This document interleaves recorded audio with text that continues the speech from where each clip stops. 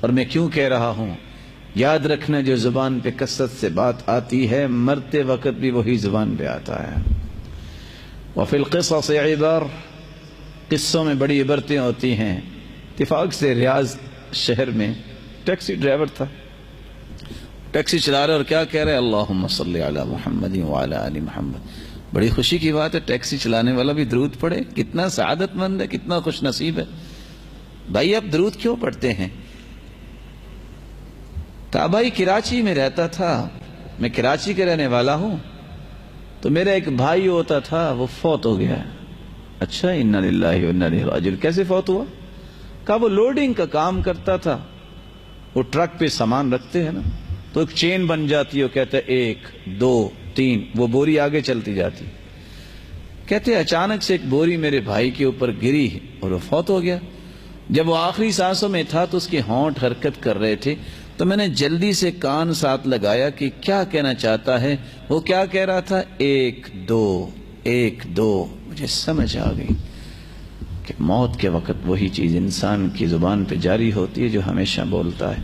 میں نے اس دن کے بعد درود پڑھنا شروع کر دیا ہے کہ موت اگر آئے تو میری زبان پہ درود جاری ہو۔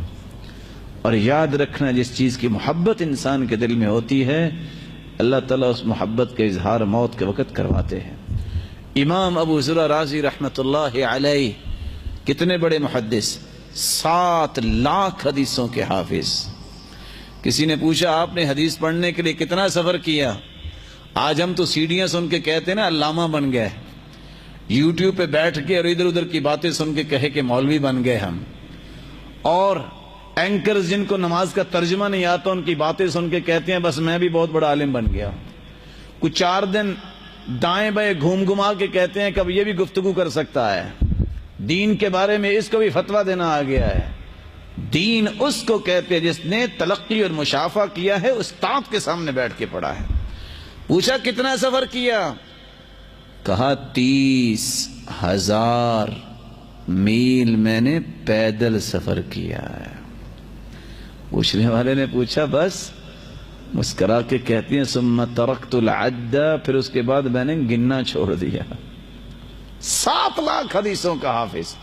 جب آخری سانسوں میں پہنچے ابو حاتم الرازی وہ بھی محدث، منذر بن شعزان وہ بھی محدث، ابن وارع وہ بھی محدث، تینوں محدث پاس ہیں۔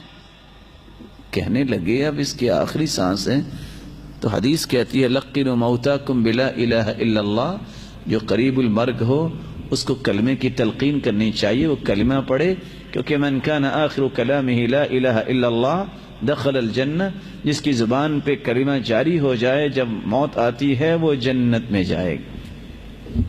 اب تینوں سوچ رہے ہیں اتنے بڑے محدث کو کیسے ہم کہیں، ہمت نہیں بن رہی۔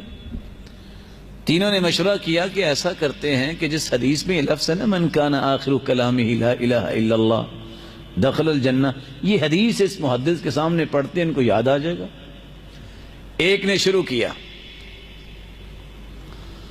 حدثنا بندار قال حدثنا عبد الحمید بن جعفر عن صالح،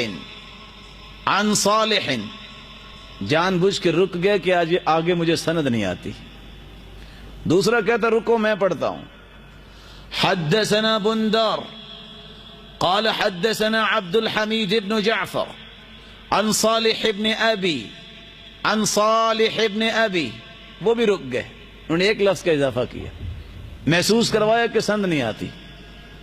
امام ابو زرع رازی رحمت اللہ علیہ نے آنکھیں کھولی، کہتے اجلسونی، مجھے بٹھاؤ، اجلسونی، مجھے بٹھاؤ۔ ان کو بٹھایا، کہتے رکو میں تمہیں سند پڑھ کے سناتا ہوں۔ حدثنا ابو عاصم قال حدثنا بندار عن عبد الحمید بن جعفر عن صالح بن ابی عریب عن كثير بن مرة الحضرمي عن معاذ بن جبل رضي الله عنه قال قال النبي صلى الله عليه وسلم من كان آخر كلامه لا إله إلا الله، آسمان کی طرف نظر اٹھائی، مسکرائے، دخل الجنہ کے لفظ نہیں کہے اللہ کے پاس چلے گئے. یہ کیوں مسکرائے؟ اور آسیہ علیہ الصلاۃ والسلام کیوں مسکرائی؟ نیزہ مارا گیا. کبھی کسی نے سوچا ہے کہ توحید کے لیے اور دین کے لیے کیا کچھ کرنا پڑا؟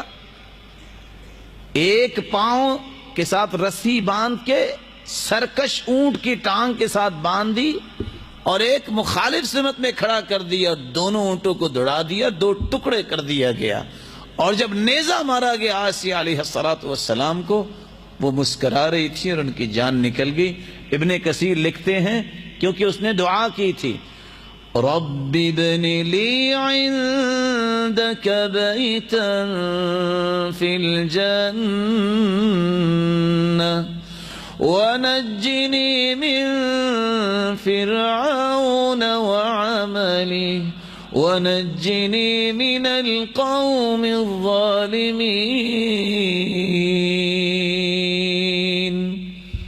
یا اللہ مجھے اپنے پاس بلا.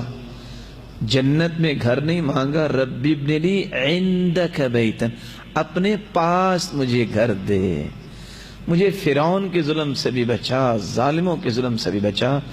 اللہ نے ظلموں سے بھی بچا دیا. ابن کثیر لکھتے ہیں اللہ نے وہ جنت میں گھر دکھایا، اس کو دیکھ کے مسکرائی اور اسی حالت میں اللہ نے روح قبض کروا دی. دخل الجنہ. ابو ذر رازی رحمت اللہ علیہ دخل الجنہ نہیں کہا، مسکرائے کیوں؟ اللہ نے ان کو جنت دکھائی ہوگی جس کے بعد اس کی جان قبض کر لی، بولنے کی ضرورت نہیں رہی. بات آئی ابو ذر رازی کی تو ایک بات کہہ دوں. مورخین لکھتے ہیں کہ جب فوت ہو گئے ساتھیوں کو خواب آئی کہ ابو ذر رازی فرشتوں کو نماز پڑھا رہے ہیں. پوچھا فرشتوں کی امامت کروا رہے ہو کس عمل کی وجہ سے؟ کہا برفع الیدین فی الصلاۃ، میں نماز میں رفع الیدین کرتا ہوں، اللہ نے فرشتوں کی امامت نصیب کر دی. اور بات بھی سمجھنے والی ہے.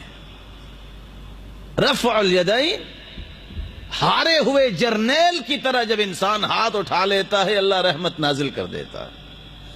تو جو ہاتھ اٹھا کے مانتا ہی نہیں ہے کہ اللہ میں تیرا بندہ ہوں، میں ہارا نہیں ہوں، اور اس کے اندر یہ رہتی ہے بات کہ میں کیوں ہاروں، اس پہ اللہ کی رحمت کیسے نازل ہوگی؟